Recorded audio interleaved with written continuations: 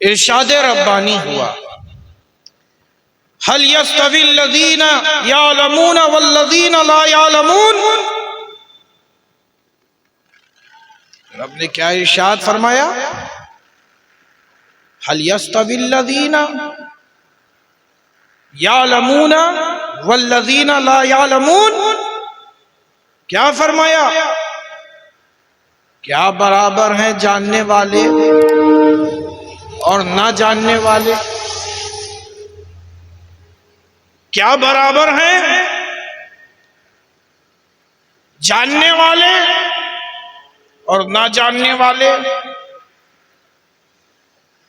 تو معلوم یہ چلا کہ خدا کے بندوں میں کچھ بندے اس طرح کے ہیں، اگر بندوں کی تقسیم کی جائے تو سب سے پہلے ایک قسم نکلتی ہے، ایک وہ جو خدا پر ایمان لائے، ایک وہ جو خدا پر ایمان نہیں لائے۔ ٹھیک ہے، خدا کو جنہوں نے مانا اور خدا کو کچھ بندوں نے نہیں مانا، تو خدا کے یہاں دو طرح کے بندے، ایک خدا کو ماننے والے، خدا کا انکار کرنے والے۔ اب خدا کو ماننے والوں میں بھی کئی مذاہب نکلے، کئی مذاہب نکلے۔ کچھ مذہب باطلہ ہیں، اور ان میں ایک مذہب حقہ ہے۔ بات سمجھ رہے ہیں؟ یعنی خدا کو ماننے والے بے شمار، اب ان بے شمار خدا کے ماننے والوں کے مذاہب یعنی ان کے ریلیجن کو دیکھو تو بے شمار ریلیجنز نظر آئیں گے، انہی میں عیسائی نظر آئیں گے، انہی میں یہودی نظر آئیں گے، انہی میں مجوسی نظر آئیں گے، خدا کو ماننے والے۔ یہ اور بات ہے کہ انہوں نے غیر اللہ کو خدا مانا، مگر ان کے یہاں بھی خدا کا تصور ہے، خدا کے تصورات سے وہ خالی نہیں۔ میری بات سمجھ میں آ رہی ہے؟ تو بندے دو طرح کے، ایک بندے وہ ہیں، میں دوبارہ ریپیٹ اسی لیے کر رہا ہوں کہیں ایسا نہ ہو کہ آپ کو سمجھ میں ابھی نہ آئے، اگر ابھی نہیں آئے گی گفتگو تو آگے اور نہیں سمجھ میں آئے۔ تو دو بندے، ایک گروہ وہ جو خدا کو مانتا ہے کہ خدا ہے، کوئی ہے جس نے ہمیں وجود بخشا، کوئی ہے جو زندگی دیتا ہے، کوئی ہے جو موت دیتا ہے، کوئی ہے جو رزق دیتا ہے، کوئی تو ہے جس نے ہمیں عزت دی، کوئی تو ہے۔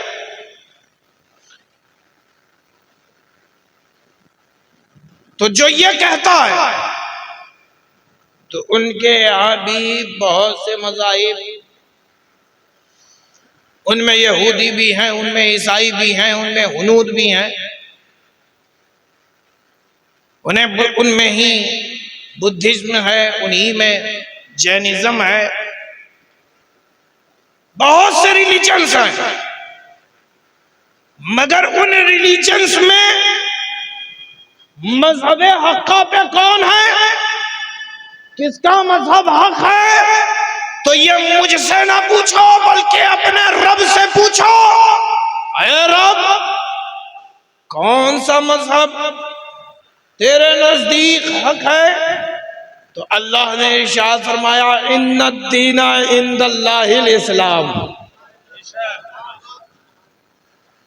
تو معلوم یہ چلا کہ عیسائیوں کا بھی جو مذہب ہے وہ مذہب حق نہیں، مذہب باطل ہے۔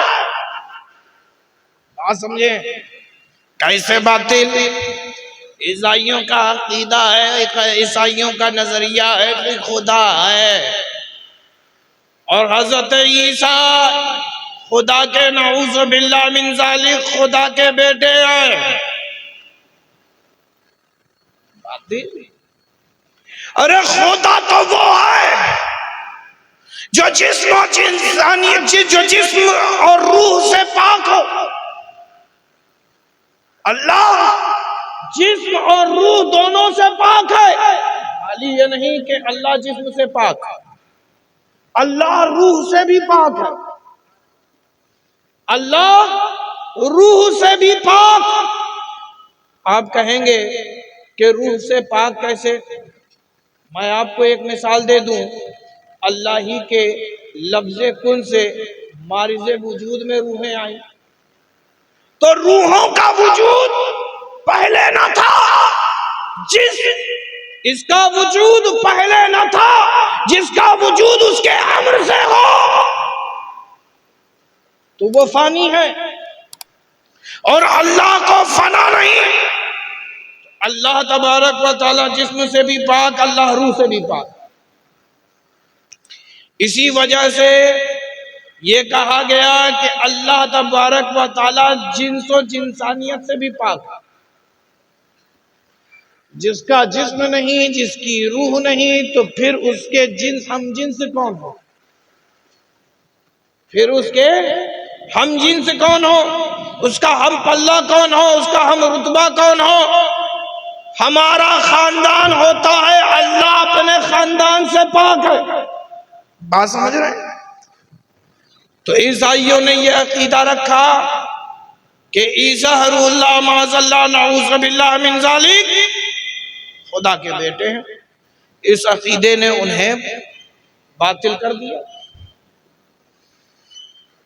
یہودی حضرت عزیر کو خدا کا بیٹا کہہ بیٹھے، کہا کہ حضرت عزیر خدا کے بیٹے ہیں، یہ بھی عقیدہ و نظریہ رکھنے والا فاسد، اس کا عقیدہ باطل، مذہب حق نہ بن سکا۔ مذہب حق کیا؟ مذہب حق تو یہ ہے کہ اللہ نے اپنے محبوب کو بھیجا، اور وہ آنے والا خدا نہیں ہے مگر خدا سے جدا بھی نہیں ہے۔ اب بات سمجھے؟ وہ آنے والا خدا نہیں مگر خدا سے جدا بھی نہیں ہے۔ عزیز دوستو، میرے برادر کبیر سید محمد نورانی کا ایک شعر مجھے یاد آتا ہے، مانا خدا وہ ہے نہیں پھر بھی جدا کیسے کہوں، مانا خدا وہ ہے نہیں پھر بھی جدا کیسے کہوں، وہ تو خدا کا نور ہے اس کو خدا کیسے کہوں۔ تو عزیز دوستو، تو خدا کے یہاں دو طرح کے بندے، ایک خدا کو ماننے والے بندے، ایک خدا کو نہ ماننے والے بندے۔ ماننے والوں میں عیسائی بھی ہیں، یہودی بھی ہیں، اہل ہنود بھی ہیں کہ خدا ہے، خدا ہے، کوئی تو ایشور ہے، لیکن ابھی تک معرفت حاصل نہیں ہوئی۔ توجہ چاہوں، معرفت الہی حاصل نہ ہوئی۔ اب یہ معرفت الہی کیسے حاصل ہوگی؟ بوسیلہ مصطفیٰ، بوسیلہ مصطفیٰ۔ اب میں آپ کو، کچھ لوگ ہیں جو کلمہ تو مصطفیٰ کا پڑھتے ہیں مگر کہتے ہیں کہ ہمیں وسیلے کے ہم قائل نہیں ہیں، وسیلے کے قائل نہیں ہو۔ اچھا صاحب، ان کے گھر پہنچ جاؤ اور کہو کہ مجھے ایک کپ چائے پلا دو، حالانکہ ہمارے علماء نے ان کے یہاں کھانے پینے سے منع فرمایا۔ فرض کر لو، کہا چائے پیتے ہو؟ کہا ہاں چائے پیتے ہیں۔ کہا کیسے بناتے ہو؟ کہا ابھی بنائے کے پلائے دے رہے ہیں۔ کہا نہیں، پلاؤ بعد میں، پہلے یہ بتاؤ بناتے کیسے؟ کہا برتن سے بناتے ہیں۔ اپنے پاس سے تم نے کاغذ کا بنا ہوا ایک برتن دے دیا، کہا لے جاؤ جلدی سے اس میں بنا دو. اپنے پاس سے کاغذ کا ایک برتن دے دو تو وہ کہے گا پاگل واگل ہو گئے ہو کیا؟ کچھ کھا کے آئے ہو؟ یہ کاغذ کا بنا برتن ہے، آگ میں رکھیں گے یہ جل جائے گا. آگ میں رکھیں گے یہ جل جائے گا. چائے بنانے کے لیے ہم اس برتن میں پہلے پانی ڈالتے ہیں، پانی گرم ہوتا ہے اور یہ جو برتن تم دے رہے ہو آگ میں جیسے ہی رکھیں گے جل جائے گا. تو لہذا ایسا برتن دو جو آگ کی گرمی کو بھی برداشت کر سکے اور پانی کو گرم بھی کر سکے. آگ کی گرمی کو بھی برداشت کر سکے اور پانی کو اس آگ کی گرمی بھی پہنچا سکے. تو اے میرے پیارے، یہ ایسا ممکن نہیں کہ آگ پر سیدھے تم پانی رکھ دو. برتن ہٹا دو، آگ پہ پانی ڈالو گے تو کیا ہوگا؟ آگ جلتی رہے گی نا. کیا بھائی، آپ کے بنگال میں آگ جلتی دیکھیے صاحب، کسی کے گھر میں آگ لگ جائے آپ کیا پھینکتے ہو؟ پانی ڈالتے ہو نا. کیوں ڈالتے ہو؟ تاکہ آگ بجھ جائے. اب اس چولہے پہ تم نے پانی کو ڈائریکٹ ڈال دیا، کہو پانی گرم ہو جائے تو بتاؤ گرم ہوگا؟ آگ ہی بجھ جائے گی. آگ ہی بجھ جائے گی. پانی کو گرم کرنے کے لیے بیچ میں کسی کا ہونا ضروری، تاکہ وہ آگ کی گرمی کو بھی برداشت کر سکے اور پانی کو برابر گرمی پہنچا بھی سکے.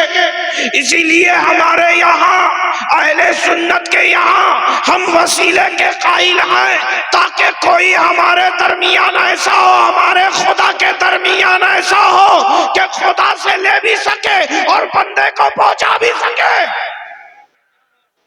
بندے کو پہنچا بھی سکے. تو ایسے مضبوط وسیلے کی ہمیں ضرورت ہے، اور ایسا مضبوط وسیلہ اور کوئی ہے تو جناب احمد مجتبی محمد رسول اللہ ہے.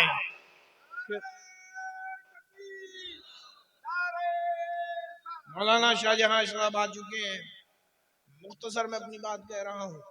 اسی لیے اللہ کے نبی صلی اللہ تعالی علیہ وسلم نے ارشاد فرمایا اللہ یؤتی وانا قاسم. اللہ یؤتی وانا قاسم. اللہ مجھے دیتا ہے اور میں بانٹنے والا ہوں. تو وہ بانٹنے والے کیا ہیں؟ ساری چیزیں بانٹنے والے نبی ہیں. اور دینے والا کون ہے؟ اللہ. جس کو جو ملا ہے نبی کے در سے ملا. تو آج اس موضوع پہ گفتگو ہو رہی ہے کہ علم کیا ہے. تو علم جس کو بھی جتنا ملا ہے نبی ہی سے ملا، اور اس میں کوئی تخصیص نہیں کہ علم دین ہی ملا ہو. نبی کے در سے علم دین ہی ملے نہیں. تم نبی کے در پہ جس غرض سے جاؤ تم وہ لے کے آؤ. اچھا صاحب، آپ نے سمندر دیکھا ہوگا، دیکھا ہے؟ کس کس نے دیکھا ہے؟ ہاتھ اٹھاؤ، دیکھ لوں. ماشاءاللہ. اچھا یہ بتائیے سمندر میں مچھلیاں ہیں کہ نہیں؟ ارے بولو نا بھائی. خالی مچھلیاں ہیں؟ ارے بولو نا بھائی. اور اس میں بھی بہت قسم کی مچھلیاں ہیں. تو جو مچھوارہ اگر جاتا ہے اور جس قسم کی مچھلی کو پکڑنا چاہتا ہے وہی پکڑ کے لاتا ہے کہ دوسری مچھلیاں بھی پکڑتا ہے؟ دوسری مچھلیاں نہیں پکڑتا. وہ ٹارگٹ لے کے جاتا ہے کہ مجھے یہی مچھلی پکڑنی ہے، اور وہی مچھلی پکڑتی ہے، ناؤ پہ رکھتا ہے، لے کے واپس آتا ہے. بہت قسم کی مچھلیاں ہیں. آپ جس غرض سے سمندر میں جاؤ سمندر سے وہ نکال کے لے کے آتے ہو. تو غوطہ لگانے والا جب سمندر میں غوطہ لگاتا ہے تو انمول قسم کے موتیوں کو بھی پاتا. اچھا آپ یہ دیکھیں، اتنے سالوں سے سمندر سے مچھلیاں نکالی چلی جا رہی ہیں، موتیاں نکل ہی رہی ہیں، ہر آدمی اپنی غرض سے جا رہا ہے اور ہر چیز لے کے آ رہا ہے. یہ بتاؤ سمندر میں کسی چیز کی کمی؟ ارے بولو نا بھائی. نہیں ہوتی. تو اے میرے پیارے سنو، کائنات میں جس کو جو کچھ بھی ملا ہے وہ نبی ہی سے ملا ہے، اور نبی وہ سمندر ہے خدا کا. اس سے جتنا لوگ کم ہے اور اس میں کوئی کمی نہیں آتی. اب آپ کہیں کہ وہ ہے کیا؟ اس سمندر کا کوئی نام ہو تو وہ سمندر علم ہے. کیا ہے؟ علم ہے. اچھا صاحب،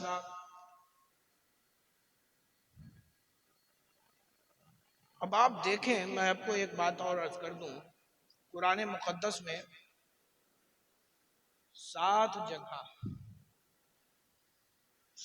جگہ یہ بیان کیا گیا، 7 چیزوں کو لے کر کہ یہ آپس میں برابر نہیں.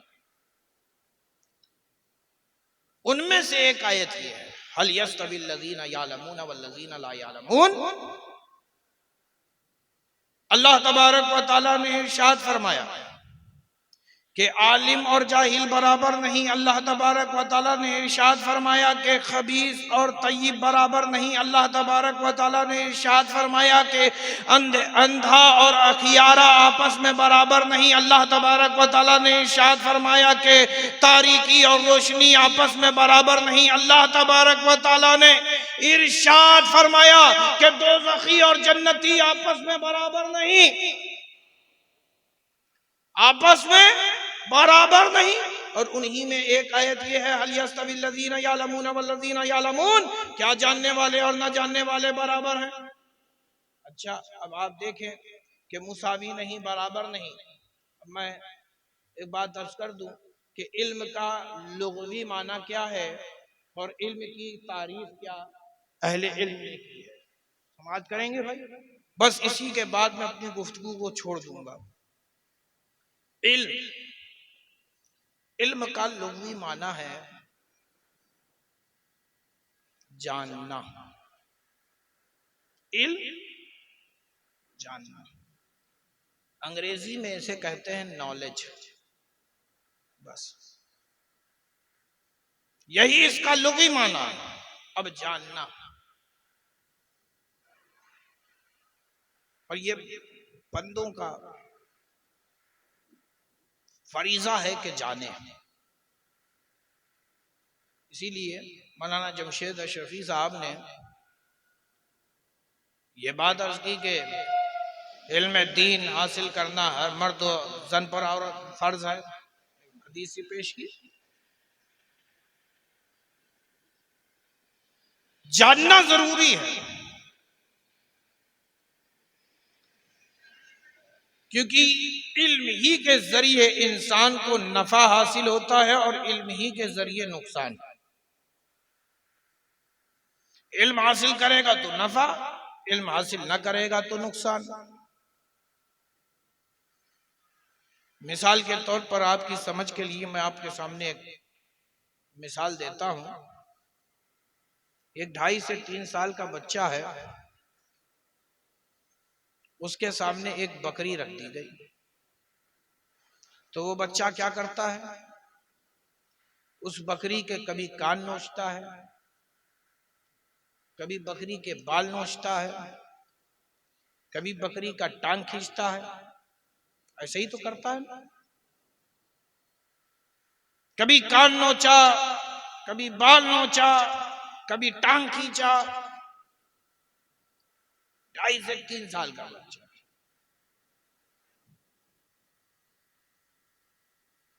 اب بکری کو ہٹا کر اس بکری کی جگہ شیر کو رکھ دے. شیر آ گیا تو بچے کی جو فطرت بکری کے ساتھ تھی کہ کان نوچ رہا ہے، بال نوچ رہا ہے، ٹانگ کھینچ رہا ہے، تو جب شیر کے سامنے جائے گا وہ 2.5 سے 3 سال کا بچہ تو بھاگے گا نہیں.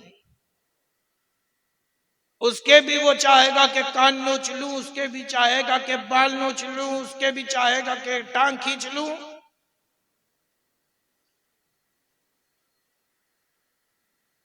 خیر کہ اس بچے کو شیر نے جب تک کہ کچھ نہ کیا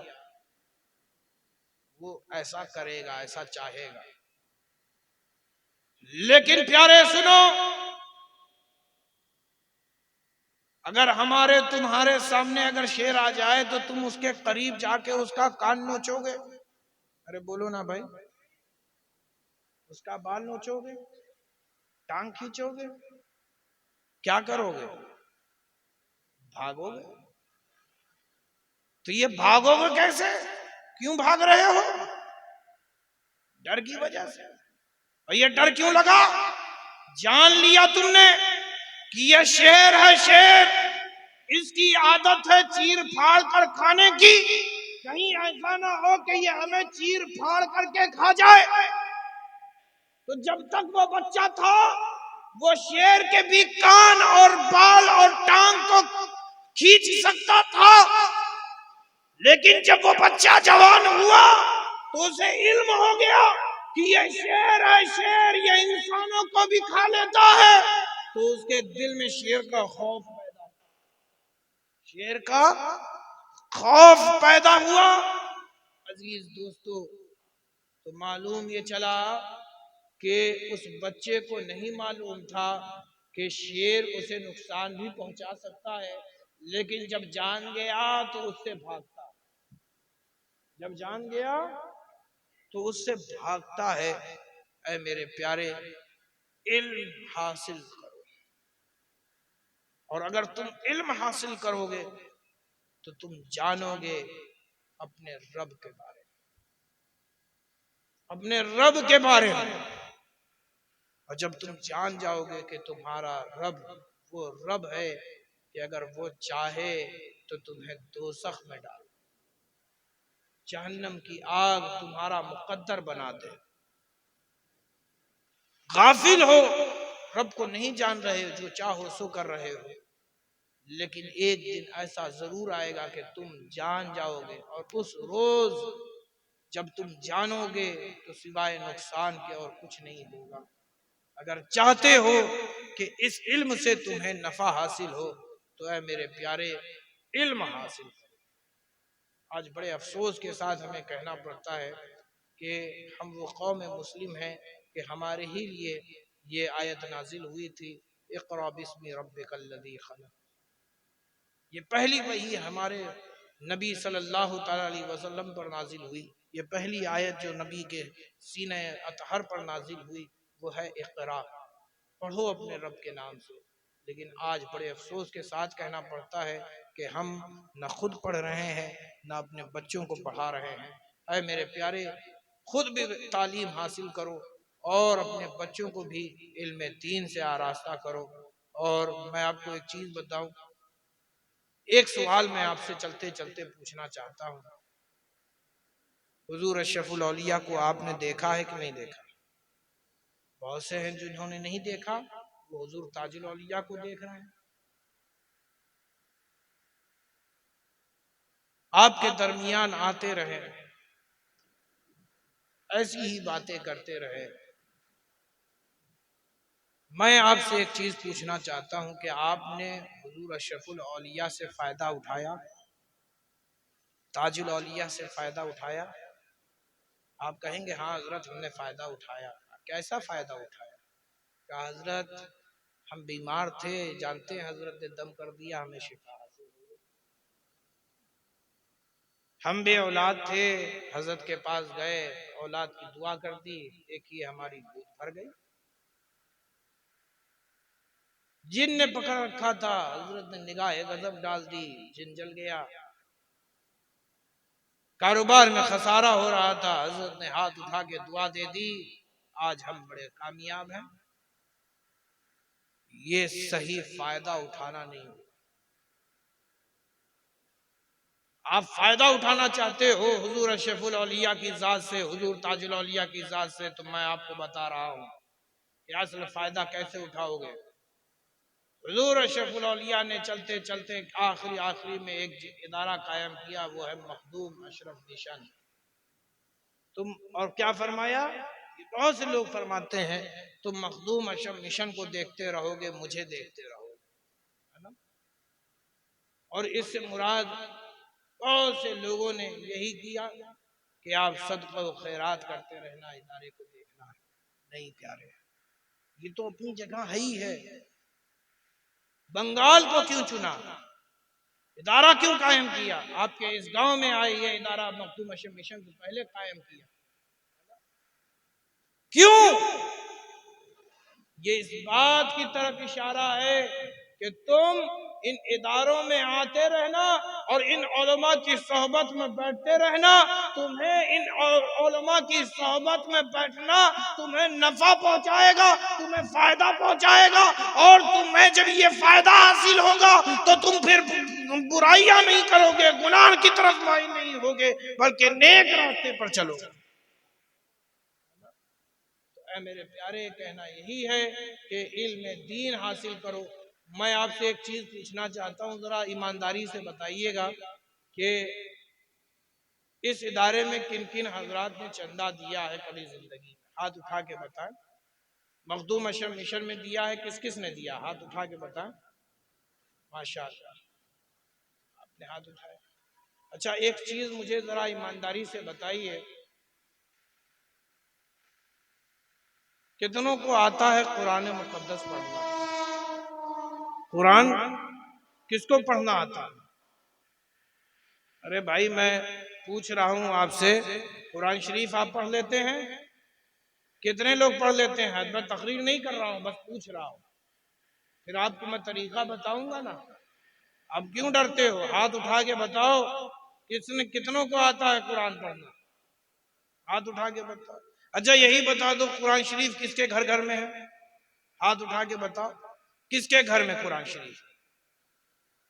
آپ لوگوں کے ہاتھ گھر میں نہیں ہے قرآن؟ ہائے افسوس. میں آپ کو بتا دوں کہ جس گھر میں قرآن ہوتا ہے وہاں رب کی رحمتیں نازل ہوتی. ٹھیک ہے نا؟ تو اپنے گھر میں قرآن شریف رکھیں. اچھا، اب پھر سے ایک مرتبہ ہاتھ اٹھا کے بتاؤ، قرآن شریف کس کے ہاں ہے؟ ہاتھ اٹھاؤ. ماشاءاللہ، بہت سے لوگوں کے پاس. اچھا یہ بتائیے، قرآن آپ نے پڑھا ہے کہ طاق پہ رکھا ہے؟ کتنوں نے قرآن جو گھر میں رکھتے ہیں اسے پڑھتے ہیں؟ ہاتھ اٹھا کے بتاؤ. ہائے افسوس، ایک دو ہاتھ اٹھے ہیں پورے بڑے مجمع میں. اچھا، مسجد آپ نے بڑی خوبصورت بنا لی، یہاں پہ بھی قرآن شریف رکھا ہے. کتنے لوگ چلو گھر میں نہیں پڑھتے، مسجد میں آ کے پڑھتے ہیں؟ ہاتھ اٹھا کے بتاؤ. ایک ہاتھ اٹھا. پورے مجمع میں دو ہاتھ اٹھا. ہائے افسوس. اچھا اب یہ بھی بتا دیجئے ایمانداری کے ساتھ کہ کتنے لوگ قرآن پڑھنا جانتے ہیں؟ ارے ہاتھ اٹھا کے بتاؤ نا. اس پورے بھرے مجمع میں 5 لوگ ہیں خالی جو قرآن پڑھنا جانتے ہیں. ہائے افسوس. اے میرے پیارے، یہ قرآن ہماری نبی صلی اللہ تعالی علیہ وسلم پر نازل ہوا. کس پر نازل ہوا؟ ارے بولو نا بھائی. ہمارے نبی پر نازل ہوا نا. اور یہ کتاب کیسی کتاب ہے؟ ارے بولو نا کہ افضل کتاب ہے. یہ کس کا کلام ہے؟ خدا کا کلام ہے. ہم کس کے بندے ہیں؟ خدا کے بندے ہیں. ہم کس کے امتی ہیں؟ مصطفیٰ کے امتی ہیں.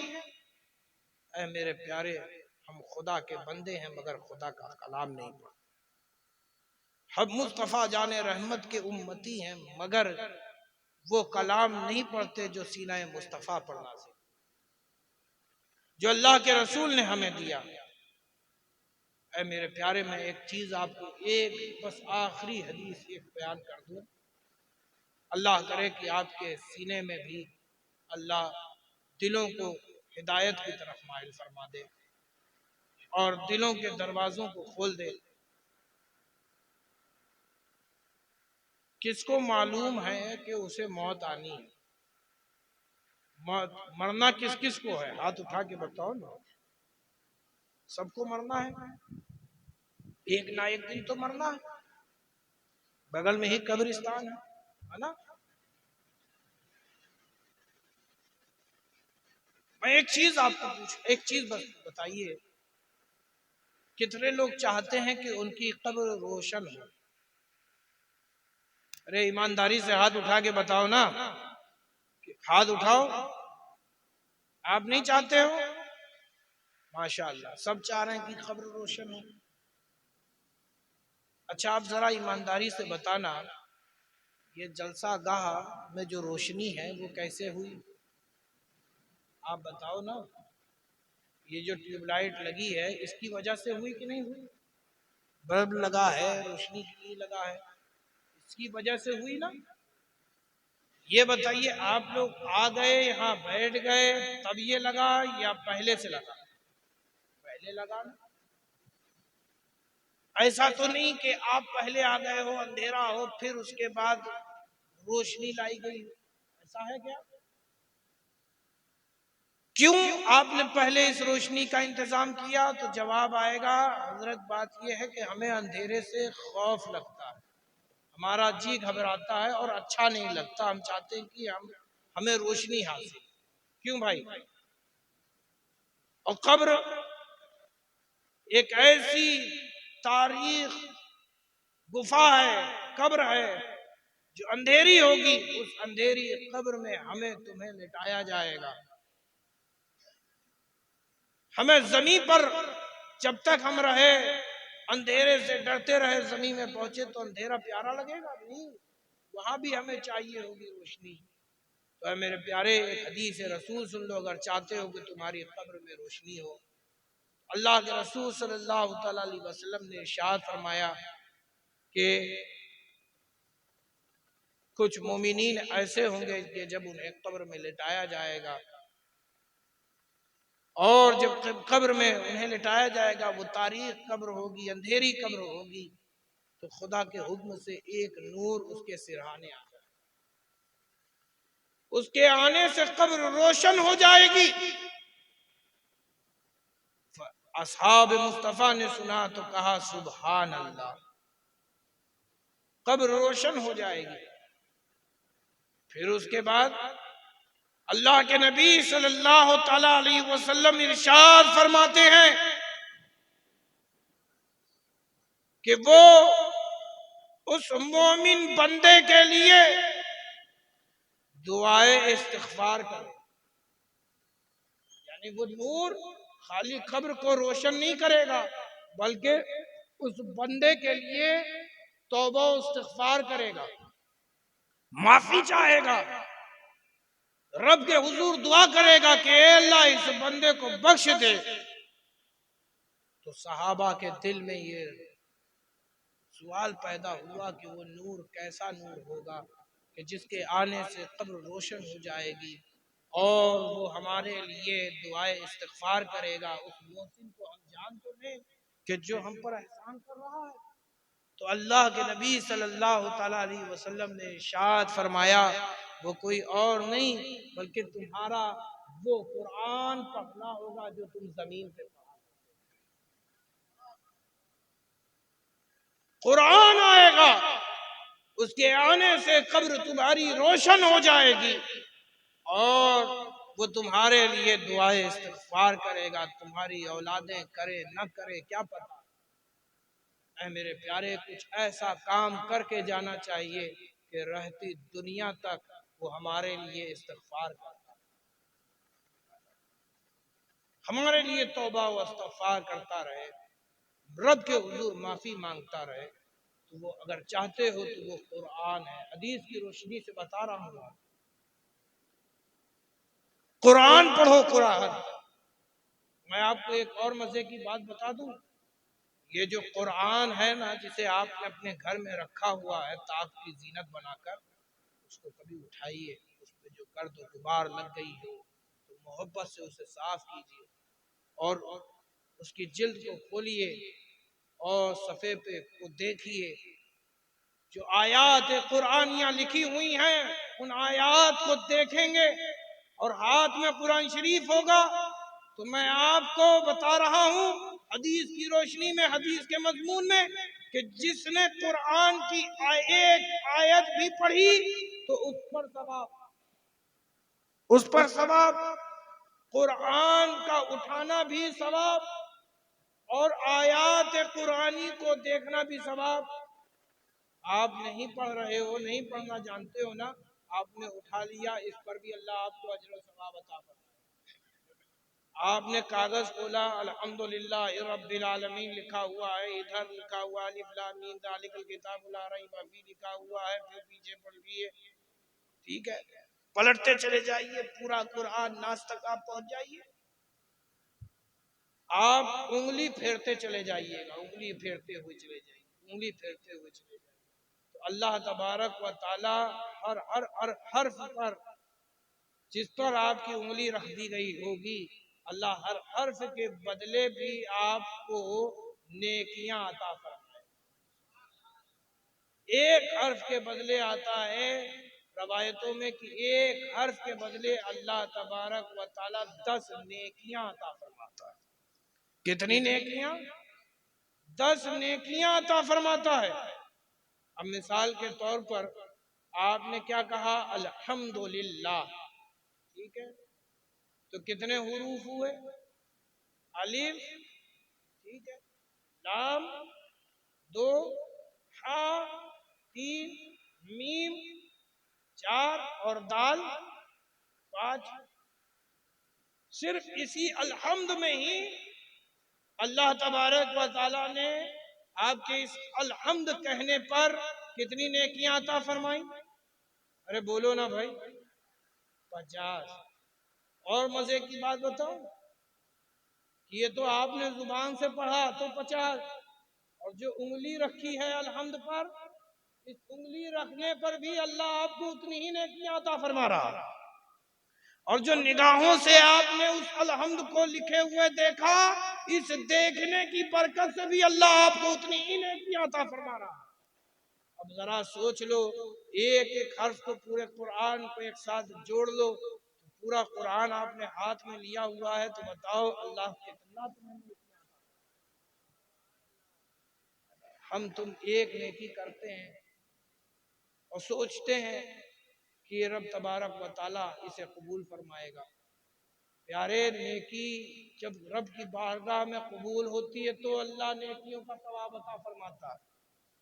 ہر اچھے کام کا ضروری نہیں کہ تمہیں ثواب بھی دیا جائے، ثواب اس پر ہے کہ جو رب کی بارگاہ میں قبول ہو جائے. ٹھیک ہے نا؟ اور یہ قرآن بھی رب کو محبوب، کیونکہ محبوب اتنا ہے کہ محبوب کے سینے پر اللہ نے یہ پورا قرآن نازل فرمایا. جس طرح محبوب محبوب، اسی طرح محبوب پر نازل کردہ یہ کلام. ٹھیک ہے نا؟ بات سمجھ رہے ہیں کہ نہیں؟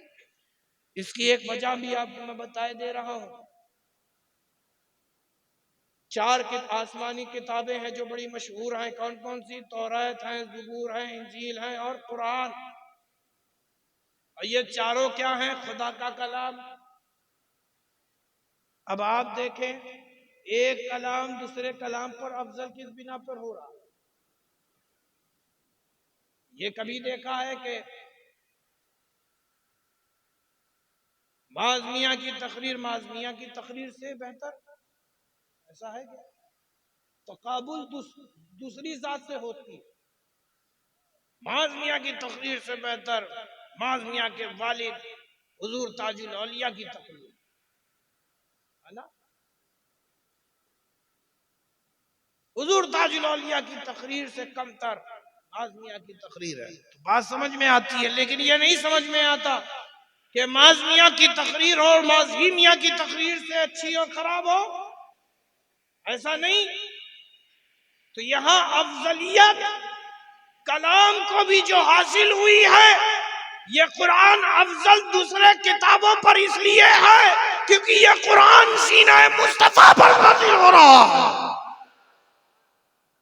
اے میرے پیارے، ہم اس مصطفیٰ کے امتی ہیں، اسی بنا پر ہم سارے امتی میں افضل.